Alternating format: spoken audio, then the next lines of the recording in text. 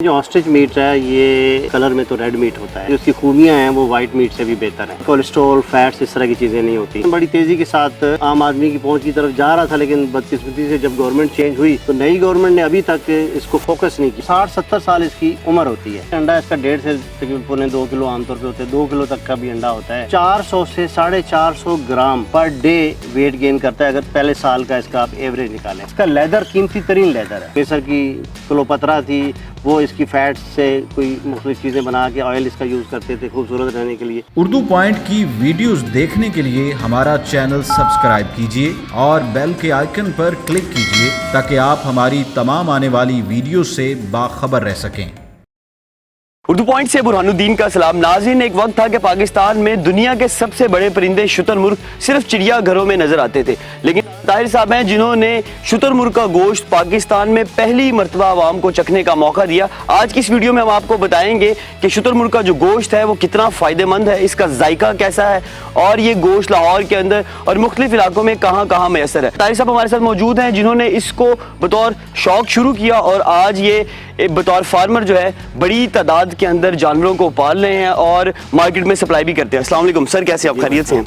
Sir मुझे बताइएगा कि शुतुरमुर्ग का जो गोश्त है ये रेड मीट है, वाइट मीट है, इसकी खुसूसियात क्या है? लेकिन जो ऑस्ट्रिच मीट है ये शक्ल में या कलर में तो रेड मीट होता है, लेकिन जो इसकी खूबियां हैं वो वाइट मीट से भी बेहतर है। इसके अंदर कोलेस्ट्रॉल, फैट्स, इस तरह की चीज़ें नहीं होती। शुतुरमुर्ग, हिरन और ऊँट, इन तीनों का जो गोश्त है वो एक अलग कैटेगरी होता है। इन एक चीज़ दिलचस्प बात यह है कि इनमें पित्ता नहीं होता, ठीक है, तो इसलिए इनका फीडिंग का सिस्टम थोड़ा सा डिफरेंट है। इसकी गोश्त की क्वालिटीज़ डिफरेंट है। ये जस्ट लाइक अल्कलाइन मीट होता है। अगर आप मटन एक पाव खा लें तो आपको थोड़ा सा भारीपन फील होगा और आप कोल्ड ड्रिंक लेंगे और वो ईजी होने। इसका गोश्त 2 किलो खा जाएँ तो आपको फ़र्क पता नहीं होगा। ईजी टू डाइजेस्ट है, फौरी हज़म हो जाता है। उसके अंदर फैट्स की लेयर नहीं होती, ड्राई मीट होता है। ऑस्ट्रिच, हिरन, ऊँट, ये तीनों का एक ही कैटेगरी है। ऑस्ट्रिच चूँकि परिंदा है तो ये उसके हवाले से ज़्यादा लीन है, ज़्यादा जो है बेहतरीन होता है और खाने में बेहतर इसका टेस्ट होता है। पाकिस्तान में ये मीट हमने जब इंट्रोड्यूस कराया तो उसमें गवर्नमेंट, जो पंजाब गवर्नमेंट ने एक सब्सिडी दी थी फार्मर्स को, तो उस वक्त ये बहुत तेज़ी से उनका प्लान ये था कि आम आदमी की पहुंच में आए। तो उस वक्त तो ये तकरीबन बड़ी तेज़ी के साथ आम आदमी की पहुंच की तरफ जा रहा था, लेकिन बदकिस्मती से जब गवर्नमेंट चेंज हुई तो नई गवर्नमेंट ने अभी तक इसको फोकस नहीं किया। इस पर जैसे पॉलिसीज़ आएंगी, जैसे इसकी डिमांड और सप्लाई, असल चीज़ सारा डिमांड और सप्लाई होता है। डिमांड जब इसकी अब डिमांड बढ़ रही है, सप्लाई कम हो रही है। अब ये गोश्त जो कि नीचे आते आते 1100 रुपये पे, 1000 रुपये पे भी आ गया था, मटन के बराबर, और यही इसका अल्टीमेटली होना है कि फ्यूचर में ये मटन के बराबर होगा। अब ये दोबारा से ऊपर जाना शुरू हो गया, अब 2000-2500 क्रॉस करता जा रहा है। लेकिन ये अगर इस पर थोड़ी सी फैसिलिटीज़ गवर्नमेंट अनाउंस कर दे, जिस तरह पहले होती रही हैं एक नए लाइव स्टॉक के लिए, और इसकी प्रोडक्शन लोकल आम हो जाए, शुरू हो गई है लेकिन आम नहीं है, उसको गवर्नमेंट को एज अ इंडस्ट्री इसको सपोर्ट करना चाहिए। जब करेंगे तो फिर इसका गोश्त हर जगह मिलेगा। पिछले कुछ अर्से पहले तक तो पंजाब के कुछ 30-35 शहरों में इसकी स्लॉटरिंग शुरू हो गई थी और जगह जगह बिक रहा था, लेकिन अब फिर वो कम होना, इसकी पॉपुलेशन कम होना शुरू हो गई है। हम खुद भी अब ये चाह रहे हैं कि चूँकि डॉलर का एक्सचेंज रेट बढ़ गया है तो हम चाह रहे हैं कि अभी इसको बाहर से इम्पोर्ट करने के बजाय लोकल इसकी प्रोडक्शन पर तवज्जो दी जाए। और अब स्लॉटरिंग कम हो रही है लेकिन इसकी ब्रीडिंग को फोकस किया जा रहा है। अमेरिका में ये इस वक्त तकरीबन 8 से 10 हज़ार रुपये पर केजी है। जर्मनी, यूरोप में भी ये तकरीबन कोई 30 से 40 पाउंड ये यूरो पर केजी तक जा रहा है। पाकिस्तान में 2000 है। ये भी सस्ता गोश्त है, यानी कि अगर आप मटन से इसको कंपेयर करें तो मटन को जब आप बोनलेस करके उसका जो प्राइम वो लेते हैं तो वो भी इस वक्त 1800-2000 के करीब पड़ता है। तो उस हिसाब से, या देसी मुर्गी ले लें अगर आप, उसको अगर आप बोनलेस करें और अच्छी देसी मुर्गी, जब उसका वज़न तोलेंगे तो ये उससे भी सस्ता पड़ता है इनफैक्ट देखा जाए। लेकिन चूँकि लोगों को भी इसकी क्वालिटीज़ का नहीं आइडिया कि इसके फ़ायदे क्या हैं सेहत के लिए। इस बर्ड की इम्यूनिटी सबसे ज़्यादा है दुनिया में। जो ज़िंदा चीज़ें इसमें मौजूद हैं उसमें इम्यूनिटी वाइज सबसे बेहतरीन चीज़ ऑस्ट्रिच है। जापान में इस पर बहुत रिसर्च हुई है। 60-70 साल इसकी उम्र होती है इस बर्ड की। तो इसकी जो गोश्त है, जो उसके अंदर खूबियाँ हैं, वो भी उसी हिसाब से होती हैं। तो जो इसको इस्तेमाल करता है उसमें भी वो चीज़ें जाती हैं। इसलिए बहुत सारी चीज़ें ऐसी हैं जिनमें आने वाले वक्त में रिसर्च होगी। और इस वक्त अगर आप देखें, जैसे लोग कहते हैं ना यहूदी 100 साल 500 साल की प्लानिंग करता है, इस वक्त यानी आज की अगर बात करें तो सबसे ज़्यादा जो फार्मिंग पे फोकस है वो इसराइल में है। यानी अभी पॉपुलेशन जो मुल्क ग्रो कर रहा है वो इसराइल है फार्मिंग के हिसाब से ना। वैसे साउथ अफ्रीका, ऑस्ट्रेलिया या इन मुल्कों में इसकी अच्छी फार्मिंग है, लेकिन जो एज अ पॉलिसी इसको आगे लेके जा रहे हैं वो इसराइल है। जिसकी यानी कि अब वो दूसरे नंबर पे आ गया है दुनिया में। और पाकिस्तान में अगर इसको थोड़ा सा फोकस कर दिया जाए, कोई ज़्यादा लंबी चौड़ी हम वो नहीं कहते, थोड़ा सा फोकस हो, फार्मर की थोड़ी सी गाइडलाइन और छोटे छोटे इश्यूज़ हैं वो हल हो जाएं, तो ये फार्मिंग आप देखेंगे कि पाकिस्तान इसमें दुनिया में लीड कर सकता है। वजह ये कि इसकी इंट्रोडक्शन हो चुकी है, सैकड़ों के हिसाब से फार्मर इसमें आके इसको कम से कम इसकी रेयरिंग, इसकी डू और डोंट्स को समझ चुके हैं। अब सिर्फ पॉलिसीज़, मार्केट, ये चीज़ें हैं इशू, और ये जैसे ही स्ट्रीमलाइन होगी चीज़ें, और मैं ये समझता हूँ कि ये सीपैक आपका जैसे शुरू होगा तो ऑस्ट्रिच शायद ये 5,000 रुपये किलो भी गोश्त इसका ना मिले, इतनी डिमांड इसकी हो जाएगी। लाहौर में हमारा सिग्नेचर मीट के नाम से मेन है टाउनशिप में, जो जहाँ यानी कि हर वक्त होता है अवेलेबल। बाकी मुख्तलिफ इलाकों में, अल्लामा इकबाल टाउन में, डिफेंस की तरफ है, कुछ जो है काला शाका की तरफ, मुख्तलिफ जगहों पर। अब तो जो कि इसमें कसाई भी आ गया, आम जो बुचर है वो भी ये बर्ड लेके स्लॉटर करता है, कुछ हफ्ते वाले दिन करते हैं, कोई इतवार को करते हैं। तो इस तरह से इसकी स्लॉटरिंग आम है, स्लॉटरिंग आम हो गई है। पॉपुलेशन का थोड़ा इशू है कि वो कम होती जा रही है, तो अब ये आगे जैसे जैसे ग्रो करेगा तो फिर ये एक दफ़ा फिर, और ये दुनिया भर में ऐसे ही हुआ है। दुनिया भर में जब ये फार्मिंग इंट्रोड्यूस हुई उसमें, क्योंकि बहुत सारे ऐसे लोग आ जाते हैं जो मिसफिट होते हैं, जो उसकी सारी रिक्वायरमेंट पूरी नहीं कर सकते, किसी के पास जगह अपनी नहीं है, किसी के पास पैसे अपने नहीं है, मसले मसाए, तो फिर उसके बाद वो अब जो जेन्युइन फार्मर्स हैं वो समझ लें कि वो इस पर मौजूद हैं। और अब जो नए फार्मर्स आ रहे हैं, हम कोशिश करते हैं कि उनको इस तरह से गाइड करें कि इसकी पॉजिटिव नेगेटिव इसकी फार्मिंग के उनसे आगाह करें, ताकि वो फिर इसको लॉन्ग टर्म पे लेके जा सके। पूरी दुनिया को पता है कि पाकिस्तान में इसकी अच्छी फार्मिंग है। अब हज़ारों के हिसाब से लोग हैं जो ट्रेंड हो चुके हैं कि इसको रखना कैसे है, इसको डालना क्या है, इसको खिलाना क्या है, इसके मसले क्या हैं, ये ट्रेंड हो चुके हैं। इसकी ट्रांसपोर्टेशन कैसे करनी है, ये लोग ट्रेंड हो चुके हैं। अब इसी तरह स्लॉटरिंग है, गोश्त पहले पाकिस्तान में किसी ने चखा भी नहीं था, और मैं समझता हूँ पाकिस्तान में लाखों लोग ऐसे हैं जो इसका गोश्त कम से कम खा चुके हैं, चख चुके हैं। इसकी अभी रेस्टोरेंट्स पे उस रेशो से नहीं है, क्योंकि हमारे यहाँ आम तौर पे जो सबसे मेन रेसिपी देखी जाती है वो कढ़ाई गोश्त है आम तौर पे जी। तो वो ये जब ये इंट्रोड्यूस हुआ तो लोग भी कढ़ाइयों पे ज़्यादा उस पर गए, लेकिन अब लोग इसकी डेलिकेसी को, इसके टेस्ट को, इसकी नेचर ऑफ मीट को समझ गए हैं। और अब अच्छे जो रेस्टोरेंट्स हैं जो इसका स्टेक बनाते हैं, जो इसकी सब्जी बनाते हैं, क्योंकि जो एक वैल्यूएबल चीज़ है तो उसको आप वैल्यूएबल तरीके से ही प्रेजेंट करेंगे तो उसकी वर्थ बनेगी। तो अब लोग उस तरफ जा रहे हैं, और मैं ये समझता हूँ कि आने वाले 2-4 सालों में इसकी डिमांड और तेज़ी से ऊपर जा रही है। बशर्ते कि अगर पॉलिसीज़ आ गई तो फिर इसकी प्राइस कंट्रोल रहेगी, अगर पॉलिसीज़ या सपोर्ट ना आई तो प्राइस इसकी ऊपर जाती जाएगी। यानी अब ये 2,000 रुपये पर केजी पे है, और अब एक्सपोर्ट की भी डिमांड है, तो ये आने वाले वक्त में शायद इसकी प्राइस ऊपर चली जाए। 2016, 17, 18 ये 3 साल ये इंडस्ट्री बहुत ऊपर गई है। उसकी बेसिक वजह ये कि स्पेशली पंजाब में secretary live stock Naseem Sadiq साहब थे, उनका अपना पैशन था, उन्होंने मुख्तलिफ फार्मिंग्स को इसमें को सपोर्ट किया। तो गवर्नमेंट की थोड़ी सी सपोर्ट से क्या होता है कि लोगों में कॉन्फिडेंस आ जाता है, और लोग जो है ना उसकी तरफ ज़्यादा तवज्जो होते हैं। और ये मैं ये समझता हूँ अगर हम सक्सेस के हिसाब से देखें तो जब ये मीट का प्रोजेक्ट गवर्नमेंट ऑफ पंजाब ने शुरू किया, वो सिर्फ फार्मर को एक सब्सिडी देते थे, बाकी सारा फार्मर ने खुद ही करना था। उसमें यह है कि इसमें फार्मिंग बहुत तेज़ी से बढ़ी, जो इंटरनेशनल स्टैंडर्ड है कि 10-11 महीने में 100 किलो ये वज़न कर लेता है, और हमारे यहाँ भी उसी यानी कि 10 से 11 महीने में 100 किलो लाइव इसका वेट हो रहा था।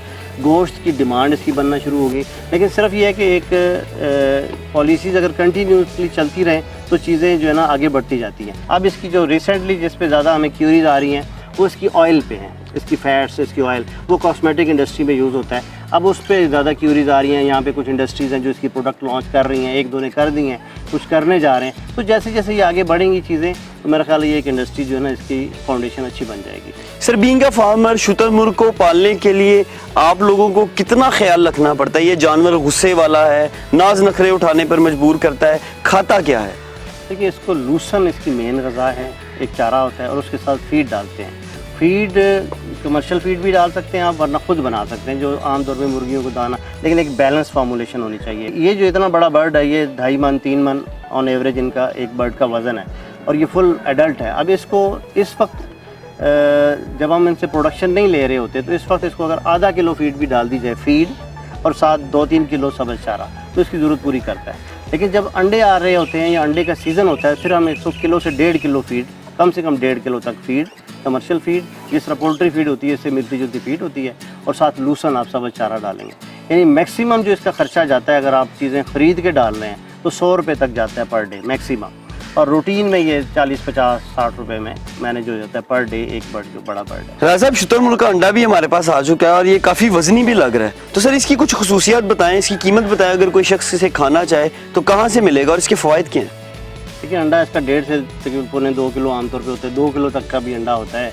और ये आम अंडे से जिस तरह इसका गोश्त आम गोश्त से मुख्तलिफ है, इसी तरह इसका अंडे की तासीर, इसके फीचर्स, इसकी क्वालिटीज़ आम अंडों से मुख्तलिफ होती है। और दुनिया भर में इसको इम्यूनिटी बूस्ट करने के लिए जो है इस्तेमाल किया जाता है। इसके अलावा इसमें हमारे पास बहुत सारे ऐसे लोग भी आते हैं जो इसकी जो सफ़ेदी है वो हेपेटाइटिस के पेशेंट्स के लिए इस्तेमाल करते हैं, क्योंकि इसके अंदर ऐसी एंटीबॉडीज़ होती हैं जो लीवर में जो हेपेटाइटिस का वायरस है उसको डीएक्टिवेट कर देती हैं।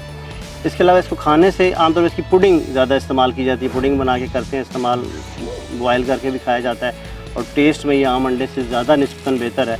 और बाकी चीज़ें तो ये जब कोई बंदा खाएगा तो ही इसको बता सकता है कि ये कितना, क्योंकि दुनिया के सबसे बड़े परिंदे का एक ऐसा परिंदा जो अभी तक अपनी नेचुरल हालत में जिसको जेनेटिकली मॉडिफाई नहीं किया गया, ये बर्ड भी ऑर्गेनिक है।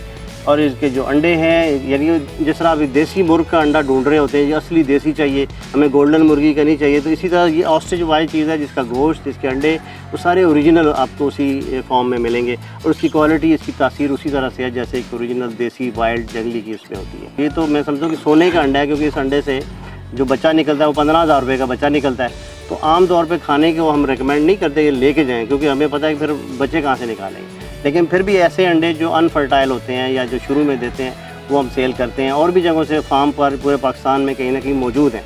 तो लोग आसपास किसी उससे करके एक दफ़ा ज़रूर ट्राई करें इसके अंडे को, तो उन्हें खुद अंदाज़ा हो जाएगा कि या बॉयल करके इस्तेमाल करें या इसकी पुडिंग बनाएं, तो खुद अंदाज़ा हो जाएगा कि ये कितना फ़ायदेमंद है। सर इस खूबसूरत परिंदे की कोई ख़ास बात बताएं।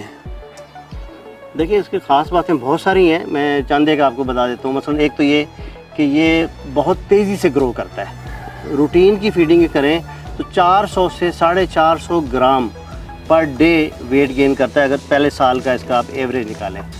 शुरू में ये पहले 6 महीने तकरीबन 1 से 1.5 सेंटीमीटर या कोई 1 से 1.5 फुट हर महीने बढ़ता है। यानी कि ये जो इसका कद आपको नज़र आ रहा है 5-6 फुट का, ये 5वें-6ठे महीने में आ जाता है इतना, और रूटीन की फीडिंग पे इस पर करता है। ये बहुत तेज़ दौड़ता है, 60 से 70 किलोमीटर इसकी स्पीड है जब ये दौड़ रहा होता है। इसके मसल्स जो हैं बहुत ताकतवर होते हैं, और इसका जो सारा गोश्त है वो इसकी लेग्स में होता है।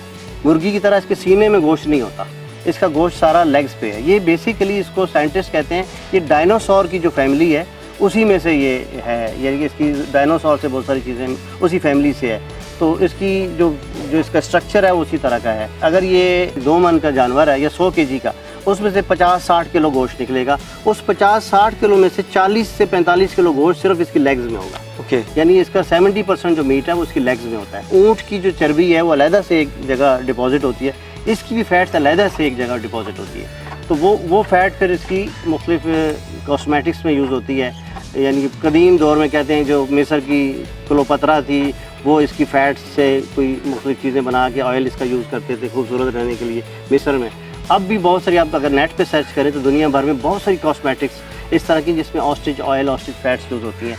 फिर मुख्तलिफ दर्दों के लिए, पेन के लिए इसका ऑयल बड़ा जो है वो फ़ायदेमंद समझा जाता है, और पाकिस्तान में भी उसकी प्रोडक्शन हो रही है। इसका लेदर कीमती तरीन लेदर है।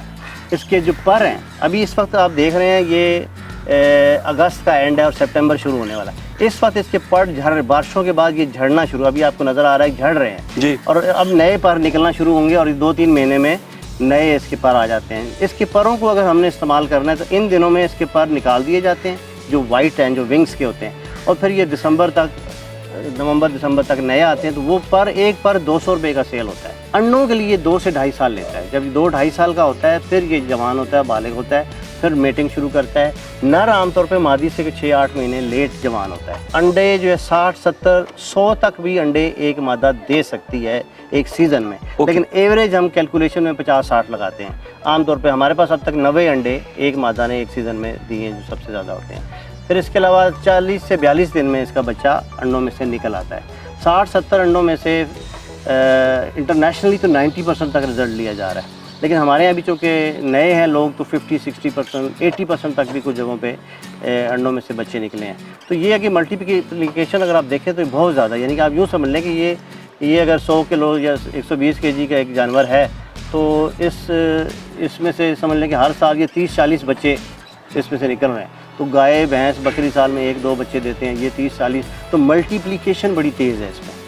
तो उन सारी चीज़ों को देखें तो इसकी फिजिबिलिटी बड़ी अच्छी बनता है। UNO की किसी जगह मैंने पढ़ा है कि उनका कहना है कि only ostrich can feed the world, कि इसके अंदर ये पोटेंशियल मौजूद है कि आने वाले वक्त में जो खुराक की कमी के मसाइल हो सकते हैं, ऑस्ट्रिच उसको पूरा कर सकता है। आप देखें ना, पहले एक मुर्गी थी 1-1.5 किलो की, अब ये अल्लाह ताला ने बनाई है ना, ये रब की मखलूक है, जो कि आज चल के 21वीं सदी में आके तो इंसान ने इस पर फोकस किया है और इसके पीछे लगा है, इसलिए कि ये आने वाले वक्त की ज़रूरत ये पूरी कर सकता है, मीट की ज़रूरत पूरी कर सकता है। और ये वो लोग जो दूर अंदेश हैं, जो आने वाले वक्त को देख रहे हैं या देख के समझ सकते हैं, उन्हें इस चीज़ का अंदाज़ा है कि आने वाले वक्त में ये फार्मिंग दुनिया भर में अपना एक रोल प्ले करेगी। गवर्नमेंट को भी चाहिए, पॉलिसी साजों को भी चाहिए कि इस चीज़ की उस पोटेंशियल को रियलाइज़ करें और उस पर पॉलिसीज़ अपनी लेकर आएँ सामने। जो नए फार्मर्स हैं उनके लिए एक स्कोप तो रहता है, किसी भी जगह एक रूम मौजूद है। अभी ये कि इसकी प्राइसेस ऊपर जाना शुरू हो गई। गवर्नमेंट ने एक सब्सिडी दी थी लास्ट गवर्नमेंट ने, जिसकी वजह से थोड़े वक्त में ज़्यादा बर्ड आ गया और उस वक्त तक बाकी चीज़ें डेवलप नहीं हुई थी। अब वो बाकी चीज़ें ग्रेजुअली डेवलप हो गई। अब इसकी मीट की डिमांड ज़्यादा हो गई है और सप्लाई कम हो गई है। अब वो गोश्त जो नीचे आ गया था, अब वो फिर 2000-2500, बल्कि आज हम एक रेस्टोरेंट को 3000 रुपये पर केजी के हिसाब से भी, तो वो ऊपर जाना शुरू हो गया। तो फार्मर के लिए अट्रैक्शन है कि चिकन के मुकाबले में इसमें प्रॉफिटेबिलिटी ज़्यादा है, लेकिन इसको हर बंदा नहीं कर सकता, ये मेन चीज़ है। और हम इस चीज़ का ख्याल रखते हैं कि फार्मर्स को प्रॉपर गाइड करें, अगर वो कर सकता है फिर करें। सबसे बेस्ट ऑप्शन ये है कि मार्केट में जो बड़े बर्ड्स मौजूद हैं वो ख़रीद लिए जाएँ, चंद एक, कम से कम 15 वरना 30, बस ज़्यादा नहीं। इतने बर्ड्स ख़रीद के आप इसका ब्रीडिंग का सेटअप करें और प्रॉपर तरीके से करें। प्रॉपर तरीके में सिर्फ 2 चीज़ें ऐसी हैं जो अगर आपकी ठीक हैं तो आपको 100 में से 85 नंबर मिल जाएंगे। एक तो ये कि आपके पास जगह ठीक हो और दूसरा ये कि इसकी खुराक ठीक डालें। अगर आप ये 2 चीज़ें कर रहे हैं तो आप हो ही नहीं सकता कि इसमें नाकाम हो। अब इसकी मार्केट का वो इशू नहीं रहा, मसाइल थे वक्त के साथ वो अब हल होते गए। अब गवर्नमेंट इस पर थोड़ी सी, मैं लफ्ज़ बार बार गवर्नमेंट इसलिए कह रहा होता हूँ, कुछ चीज़ों में पॉलिसी चाहिए होती है। अब मसलन इसकी चिक्स की डिमांड है लेकिन लोकल प्रोडक्शन कम है। अब बाहर से पहले हम इंपोर्ट कर लेते थे, अब डॉलर का एक्सचेंज रेट इतना बढ़ गया है कि इंपोर्ट मुश्किल हो गई है, तो उस पर गवर्नमेंट ड्यूटीज़ ख़त्म कर सकती है। चलें जी, हम 2 साल के लिए ऑस्ट्रिच की इंपोर्ट पे ड्यूटीज़ ख़त्म हो गई हैं, अब जिसने इंपोर्ट करना है कर ले, तो वो एक लिमिटेड टाइम के लिए उसे अलाउ कर दे ताकि नए फार्म डेवलप हो जाएँ। जो लोग ब्रीडिंग करना चाहते हैं गवर्नमेंट उनको फैसिलिटेट कर ले कि ठीक है जी 2 साल के लिए आपकी ब्रीडिंग में हम आपको ये सपोर्ट कर देंगे, लोग इसमें फिर आ जाएंगे।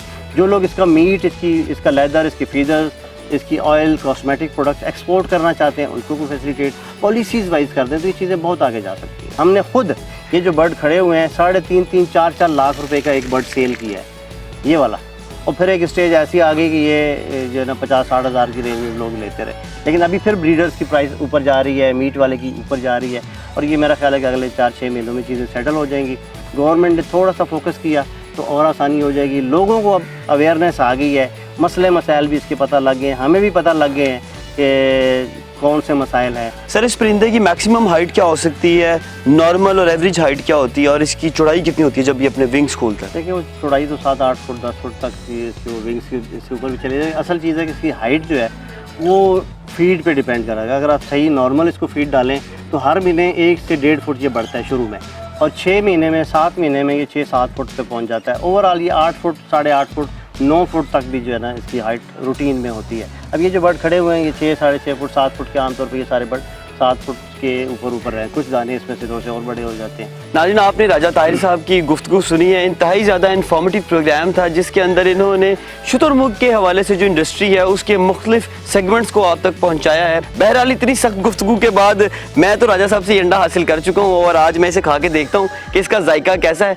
आप लोग भी अगर खाना चाहते हैं तो पॉइंट्स आपको बता चुके हैं, जाएँ एक बार तो एटलीस्ट इसे ट्राई ज़रूर कीजिए। अपने मेज़बान बुरहानुद्दीन को इजाज़त दीजिए। अल्लाह निगहबान।